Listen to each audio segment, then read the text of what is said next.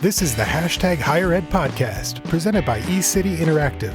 eCity creates websites, marketing campaigns, and magic for higher ed institutions large and small. Every digital challenge has a solution. eCity's talented team of problem solvers will help you find yours. And now, here's your host, Stephen App.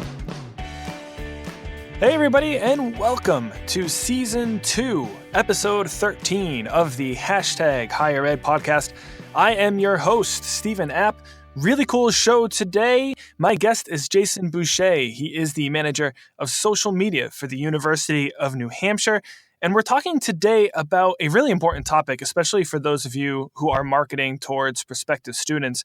And that is Instagram stories, and I think even larger, authenticity amongst Generation Z, the new generation everyone can't get enough of and wants to know more about.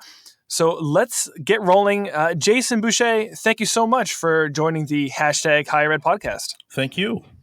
I wanted to start macro, and then we'll kind of narrow this focus of the episode as we go here. So, let's talk about authenticity, because it's funny to me. Authenticity has gone from something that was a real focus for people, and it's almost become a buzzword now. To me, I hear authenticity thrown around all the time. So I'm curious, from your perspective, with this being a focus for you, how are you defining authenticity, and what does that actually mean when we talk about marketing to today's prospective students? Yeah, authenticity is definitely thrown around. I see it lately at a lot of higher ed conferences that I go to, and different examples, and some are great, some need work, but no one's perfect right now. But authenticity to me and to UNH is content that's posted throughout social media without embellishment, no polishing, and user-generated for the most part, making everybody feel like they're looking at something that's more trustworthy, that's coming from the perspective of the student, to be more real. And that's kind of how we see authenticity currently right now in social media, is trying to make it from the student's perspective. I feel like authenticity has really become a focus since we kind of, I think, made this official switch from, we're targeting millennials, now we're targeting Generation Z. And all of a sudden, authenticity became the thing to strive for. Are you seeing that Generation Z cares more about authenticity than millennials? Is that something that is accurate in your perspective, and why, I guess, is what I'm really wondering. Yeah, well, first of all, I still see a lot of marketers refer to college students and high school students as millennials, which we know that's not true. Millennials are now your young alumni. So Gen Z are your current high school students and current college and university students. And they're much different than their predecessors, I think. From looking at different social networks and having interns in that generation, they're all about sharing, caring, and working together. I feel like this generation is less concerned with how things look in pictures, and more concerned with the actual experience. So, for example, Gen Z, they're more connected to a photo of a group of students having fun, smiling, exploring, working together on something. They identify with students playing video games in a dorm, or gathered at a protest on campus, or out in the field during a lab for class. Whereas millennials like the one-on-one time. So with Gen Z, again, they like group photos. They like to see a story being told. They want it to be real, not forced, and they can definitely tell right away if something's forced. Polished photos are meaningless to them. They don't care about the quality as long as it's authentic and showing real students in action. So again, the word authenticity pops up because they want the genuine experience. It's interesting when you're talking about that. To me, the word that really stuck out to me was polished photos, right? Like, they don't care so much about the quality. They're really looking for that realness, that authenticity. The interesting thing is, I can see a lot of marketers listening to this show and saying, wait a second, don't be telling me to publish, terrible quality photos. I need really high quality photos. Right. But I feel like maybe that's not exactly what you're saying. No. Can you elaborate on that, Jason? Yeah. What separates authentic versus something that maybe is going to get sniffed out as canned or staged? Well, first of all, we still need our photo and video teams, definitely. We need them for a lot of things, social media included, but, the website, printed material. But what we're talking about here, more authentic and unpolished or real photos on social media, means maybe in an Instagram story or on Snapchat, something that is more geared towards the Gen Z. Whereas Facebook, you want to reach Gen Z, but you're also reaching alumni and parents and older alumni. But on Instagram and Snapchat, your audience is much younger, and the authenticity there, you want it to be more real. So the quality of photos posted versus your marketing materials should be less polished.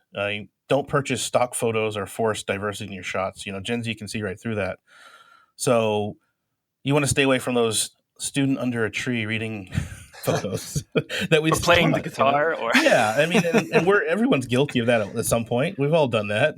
Oh, this would be a great shot. And it's not that it's a bad shot; it's just overdone. So the style of videos also with photo that's created by the school and the music used should also reflect what Gen Z feels connected to. I feel like the juxtaposition of photos and videos should trend towards what's popular. How a story is told can show authenticity. Why not get students involved to catch up on trends, styles, and how they communicate or connect, with the institution, with your school on social media? Like, if you have interns, talk to them. What's trending right now? If you don't have any, hire some interns if you can, or talk to the admissions team and see if they have any interns or tour guides and what they're hearing from the high school students that are touring campus, and if they've got any feedback to help discuss and create more authentic content going forward. Yeah, one of the things that I was going to ask you, I think you've brought up a great point, and I want to talk a little bit more later on in the show about how you're using students at UNH. But the thing that I always think about is, the people who are heads of departments that are in charge of marketing for a campus or social media in particular, right? They're probably in our age. They're in their maybe upper 30s, lower 40s, and what we think is trendy and popular may not be what is really trendy and popular. So I think it's important, right, to your point, to use those students Right. to make sure that you're not just trying to rely on your own assumptions. Is that right? That's right. Yeah. I mean, what's hip and cool to me or to you might not be hip and cool to someone who's 17 years old applying to college. I know that for a fact, working with students, when I use certain words, they look at me like, what? You sound like my dad. And that's the worst thing I want to hear. Um, just shows my age. But again, when we look at content online, with my marketing team, we see certain photos that are amazing to us. But again, when a student looks at it, says, yeah, that's a nice looking dorm room. It's very clean and organized, but there's no one in it. Where is everybody? And that's the difference, is we look at a photo and say, yeah, that'll sell it. Look at that cool room. And then the students look at it and say, there's no one there. Or there's no one having fun. What's going on? So that's kind of the difference there. It's like, it's not just the quality of the photo, it's also what's in it. Yeah, that's really interesting. Jason, I guess one of the other aspects of this, in terms of the authenticity piece before we move on, Yeah. What is the downside of not being authentic? What are the risks here? You're talking about an empty dorm room versus maybe a dorm room that's full of students who are actually doing something and maybe looks a little bit more real. If we're not hitting that target, what's going to happen? Is that student just going to pass us on and ignore us, and that's where it ends? Well, yeah, they're going to look at that and say either that's phony, or we could be sending future students elsewhere to enroll where there's more authentic content being created. You could be sending them somewhere else that shows them more authentic student experiences, even interactive websites, more student-focused content, or even worse, they could call your institution out on social media for lack of connection to their generation and say, wow, look at this school using canned photos or buying photos off the web and, to show off diversity or certain programs. And that's terrible. That's the worst. So, you're trying to sell the student experience and all that your institution has to offer. So why not show real students in action and give them the power to assist you in producing that new content? Get them involved. That's insane that they're actually. Have you seen that? And not at UNH because you're posting such authentic content. But are you seeing, Generation Z prospective students? Maybe mention peers, which we don't have to name here, of course. But are you seeing that outward identification? Definitely. I have some friends who, I can't believe I'm this age, but applying for college, and they have talked to me and actually showed me brochures and websites that they've been contacted by through the mail, and looking at stuff. And I ask them, well, what stands out? And they say, well, I like smaller mail and I like authentic content, and I want to see actual examples of students doing something. They don't care about the tower on campus or, like I said, the pretty dorm room. They want to see actual students doing something to see, when I go there, what will I be doing and what will it look like? And that's just the feedback that I've got from some students. Hey everyone, the Hashtag Higher Ed podcast is part of Connect EDU, a podcast network bringing together brilliant minds in the higher ed space and breaking down silos. You can check it out at connectedu.network, where you can find great shows no matter where you work on campus, as well as resources for first-time and long-time podcasters. You can also follow along on Twitter at ConnectEDUPod and hashtag ConnectEDU. Jason, I want to talk about one of the main channels that I've noticed, UNH is really targeting prospective students, and that is Instagram stories. There's obviously no shortage of social channels out there for schools to be using, but I've noticed that you are focusing a lot on Instagram, and even within Instagram, like I mentioned, Instagram stories. Can you tell me a little bit why that has been an area of focus for you? Yeah, so to give you a quick background, we were sold on Snapchat a few years ago when it was very, very trendy. Every institution was getting on Facebook. We tried it for a little over a year, and many successful posts, including launching Takeover Tuesdays. I believe a few other schools were before us, like West Virginia, had incredible Takeover Tuesdays on Snapchat. It went well with us for a little while until two things happened. Instagram released Instagram Stories, and then down the line, Snapchat updated their app. And the redesign of Snapchat, it really hurt us tremendously. Our open rate went from the high 80s to less than 10%. We weren't showing up on the Discover page. And then even more so, talking to students, they said, well, we don't really go to the Discover page anymore. We just chat with each other through Snapchat. We send each other filters, videos. We text. It's like a text format. So we're not really looking at brands. I said, okay, well, why are we wasting our time? So we wanted to fish where the fish are. And so we decided to go over to Instagram, as Instagram was adding new features to stories almost every week. They still are, right? They just added, I believe, GIFs through direct messages yesterday. So on top of that, with Instagram, you can get analytics, which Snapchat didn't really offer. They still don't. And so with analytics, I can basically see how our posts are doing in the feed and in the story and compare week to week, day to day, something Snapchat still has yet to offer. So we use Iconosquare for metrics, which does a tremendous job with Instagram feed and stories. It helps lay out our Instagram use in an easy-to-read report. It shows engagement, followers, opens, tap backs, tap forwards, all that kind of stuff, location, age, and gender. So you get the idea that switching to Instagram stories just gives us a lot more feedback and analytics to say, is this working or not, whereas Snapchat did not. The interesting thing to me is that, and I don't know where you stood on this, but I can remember when Instagram rolled out stories, right? And the backlash was pretty strong, saying that they were blatantly copying Snapchat. There was no creativity in their own platform. I remember feature for feature in that initial rollout, it was just like Snapchat. In your opinion, Jason, because you're making a great case, obviously, for why you're focusing on Instagram over Snapchat. Is it a matter of just Instagram doing a better job of rolling out some of those features like you talked about, more analytics, just continually rolling out new features for brands?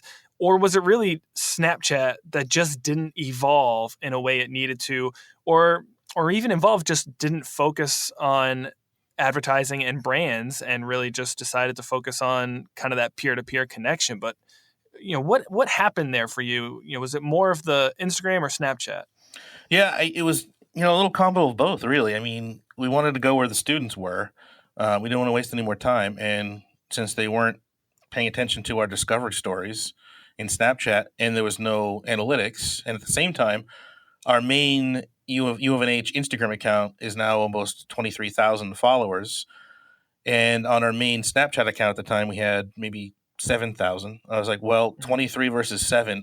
What's a bigger reach, and what will give us some measurement here? So, besides having that robust audience, we also felt like, the fact that there was some measurement available and we could see more comments, direct messages, there was more back and forth, there's more engagement going on. It's only increased in the last 6 months. As you may have read, Instagram now has over 1 billion monthly active users, which is amazing. Wow. So the audience is still growing, and it's a place that we want to be right now. And our students say, yeah, that's our number one app. That's where we are. That's where we go every day. It could change in 6-7 months from now, right? But as of today, Instagram and Instagram Story is definitely the number one app amongst our target audience of Gen Z. Jason, how do you make a switch like that? Is it something where you're just over time gradually slowing down your cadence of publishing on Snapchat, or did one day as a department, as an institution, you just said, all right, we're not going to post anymore on Snapchat and we're just going to focus on IG stories? Do you make an official announcement on Snapchat saying, hey, this is our last post? How does that work? Yeah, well, what we did is we had a summer retreat off campus, and we had a few student workers come with us.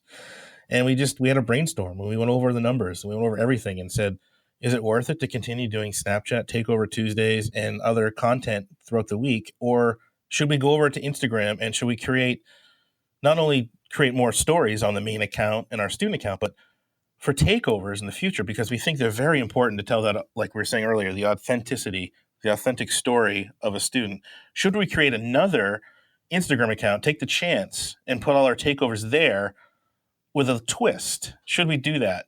And student input was yes, we should, because I open up Instagram every day, is what each student said. Whereas Snapchat, not every day, but when they do, it's chatting with their friends. So that made it a lot easier. And yes, we still have our Snapchat account, and once in a while we will post a message that says, follow us on Instagram. I think you should have done like a press conference with the president of the school and just sat down and said, just want to make everyone aware we're moving away from Snapchat. Mm-hmm. This is not an easy decision for us, but we have to listen to the numbers. We'll take questions now. Well, right. And who knows what would have happened, but that would have been fun. Yeah, a lot of students in the front row.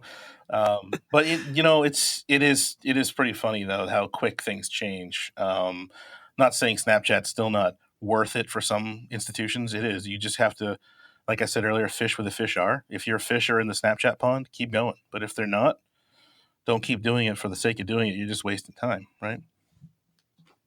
No, totally. You hinted on something. You just talked about your offsite visit over the summer, and I want to explore that a little more, because you mentioned, should we create a separate Instagram account just for student takeovers? That's one of the things when I was looking through UNH, is that I noticed you had multiple handles for Instagram for the university. You've of course got your brand account, U of NH, but then you also have this other Instagram handle, This is UNH. How did you arrive at the decision to run multiple accounts, versus, I guess, housing everything in your main brand account? I know you touched on a little bit there, but I'd love to hear you elaborate on that. Yeah. So like I was saying, we definitely wanted to continue doing takeovers. We love doing them. They're very successful. Not only do we love them, the students love them, and the administration loves them too, because they love to see students in action. But instead of Snapchat, we capitalize on the app that now has over 1 billion monthly active users. So we moved over to Instagram this past summer, and keeping the brand separate. Still, the brand U of NH Instagram still has, I guess you could call them polished photos taken from our drone or from our camera and photo, our professional camera department, those photographers and their crazy photos. No, they're a great team, and they supply us a lot of great content for the main brand. But This is UNH is completely separate. It's all original, authentic content from the perspective of the students. So the branded account is controlled by the social media team, whereas This is UNH Instagram account is controlled by the student. And what we do is one of our student workers will meet with one of the applicants for This is UNH. So that's right. Each student applies to take over the account and then meets with us for about 20 minutes to understand what type of content we're looking for to capture. Again, it's authentic, because all we do is tell the students that this is UNH from your perspective. Here are some ideas that we think you should try and incorporate in your takeover, but it's your own words and your own actions, and go for it. And that's kind of how we kind of came up with it this summer. Jason, how are you spreading the word for students? I think it's really interesting that you're not outreaching to maybe student influence and saying, hey, would you like to take over this account, but having students we could go the other way where they're applying to take over the account. How are you kind of getting that awareness out there so that students know that this is something they can apply to even do? Yeah, so we have a UNH Students Instagram account as well, which has about 8,000 followers on it. So what we're doing there is we have 3 total Instagram accounts to run now. So we have UNH Students, U of NH, and this is UNH, which is crazy. But UNH Students has been in existence for almost 3 years. So it has a great following of current students. The content there is aimed at current students. Information on classes, events, concerts, emergencies, add and drop dates, and all that kind of stuff.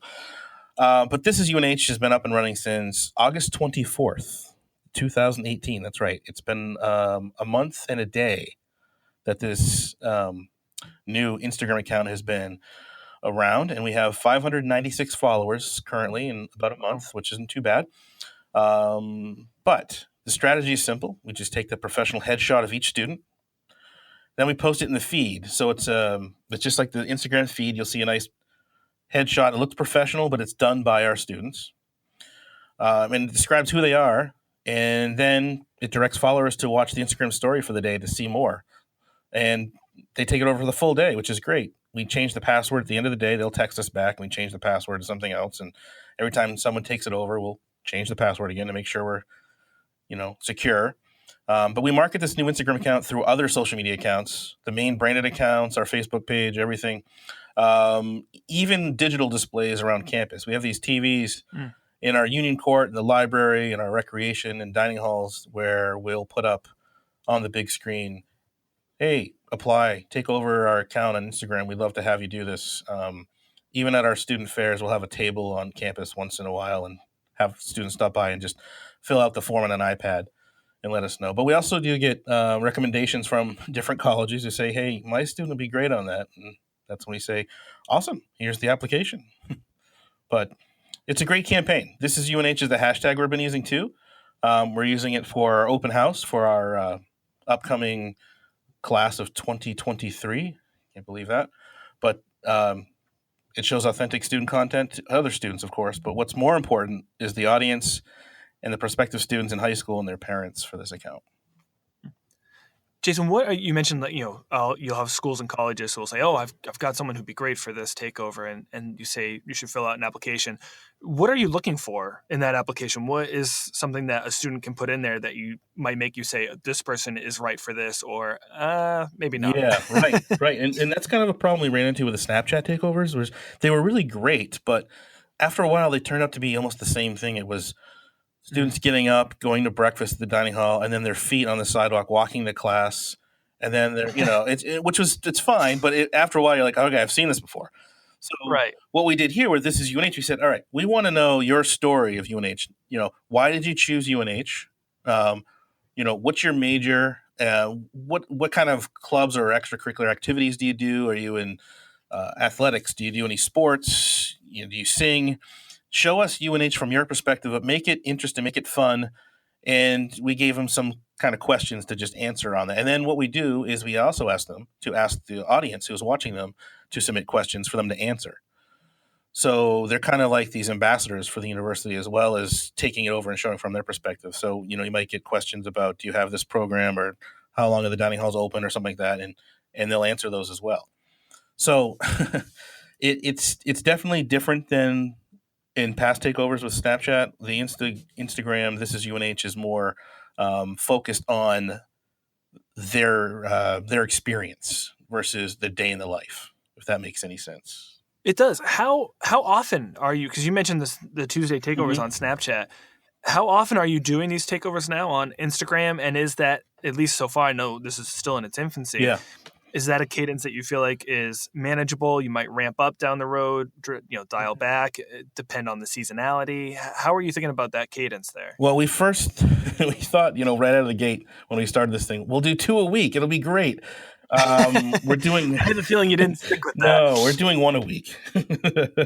It's just because, with everything else going on, like, all the social media that we have to deliver day to day, This is UNH is important, but 2 a week was a little too much.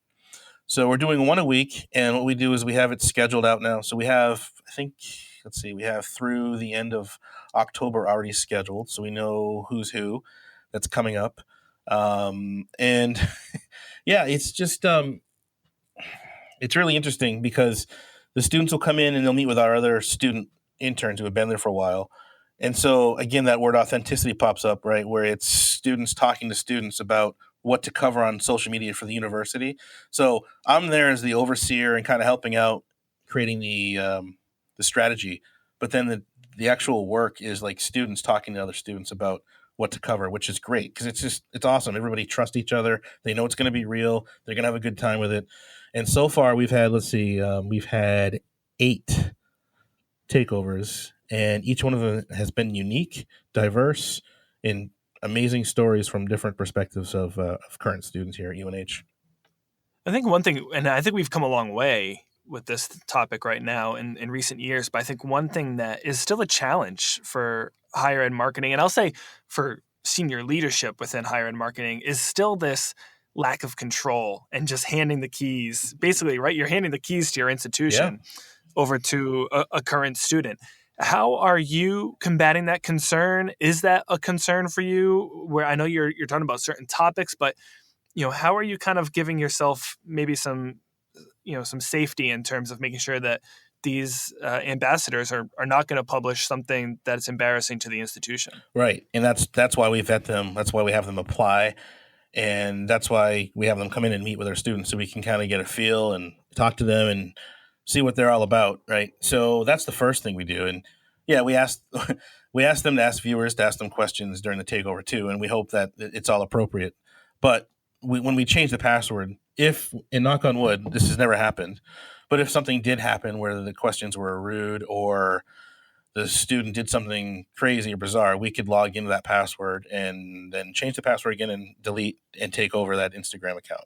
That's one of the reasons why we didn't do it on the main UNH Instagram account is we didn't want to change the password every day because unlike Snapchat with Instagram, once you change the password, you have to have another unique password after. You can't go back to your strong password. It always has to be something different every time you change it. So that's why we thought, all right, that's one of the reasons to create another Instagram account to take more security steps going forward. So that's one way to look at it. Jason, you've mentioned once or twice now this idea of students asking students questions as part of this takeover. I noticed that when I was looking through a couple of stories and wondered if it was just organic, where these students just happened to ask something and your existing UNH students felt compelled to answer it. But I love that is part of it, right? That you're asking students to ask questions of prospective students. I'm curious, why is that so important for you to try to work in the Q&A angle to these takeovers instead of, like you mentioned earlier, just kind of showing a day in the life? Yeah, well, we ask them to ask viewers to ask them questions during the takeover. It's very common on the admissions Facebook and Twitter account to get questions about academic programs. We get them every day. Someone on the main Facebook page or the admissions Facebook page or Twitter account will ask us tons of questions about dining hall food, dorm living, recreation, the location, everything. So why not incorporate that into our takeovers and have students answer instead of the administration? It looks authentic. It's more real. Yeah, and it's more fun coming from the students anyway. Like, instead of people like me telling you, yeah, the dining hall closes at 9. It's cool to see that face, that student face saying like, hey, yeah, you can get stir fry at this place or taco bar at this one, blah, blah, blah. It's more fun. And students will have a better answer than I will. And it's students talking to students. So it's real. It's an honest look into their lives right here at the University of New Hampshire. And there's also a trust factor built in. So, of course, I'm going to say UNH is amazing because that's my job, which I really believe it is. But to actual students, those closer in age to prospective students, what do they think? And what do they say? I mean, that's gold right there. Yeah, I guess to go back, Jason, are there certain questions that you tell current students not to answer? Hey, if this comes in, ignore it. But if topics come in about X topic, that's fair game. Yeah, there aren't really any questions that have come up yet. However, if there was some sort of problem on campus or protest or something in in the local current events, then there might be something that we could say, hey, let's just stay away from this topic until we know what's going on more. But it hasn't come up yet, but I'm sure it will this semester or this year. It usually does, but once it does, we talk to students just to say, it's not that we want to ignore it. We still want to show authentic, real content from your perspective. But if there's certain topics or things going on in campus, let's wait until all the facts are in before we cover certain things. But so far so good. Jason, in terms of the takeovers, how are you evaluating the success of those takeovers? Is it the same? I imagine at least in part it's the same in that you're looking at the same metrics, right? Opens, tap forwards, etc. Is there anything else though that you're looking to kind of see, okay, this worked or this seemed to resonate? How are you evaluating that? Because I imagine some aspects of that are very different from your branded account. Yeah, well, it's true. What we do is, besides metrics, as you mentioned, we'll get phone calls, we'll get emails, we'll get drop-bys by not just the administration, but by other students that know what's going on or where we are centrally on campus and say, hey, I saw Molly's takeover. I was wondering if I could do that next week. So they might not know where to apply and they might not know what it is, but they're seeing the content because either they're being tagged or they're just following us or their friends following it and they see it on Instagram, or they see it on the digital displays around campus that will show different student faces that have taken over our account. So that kind of helps too.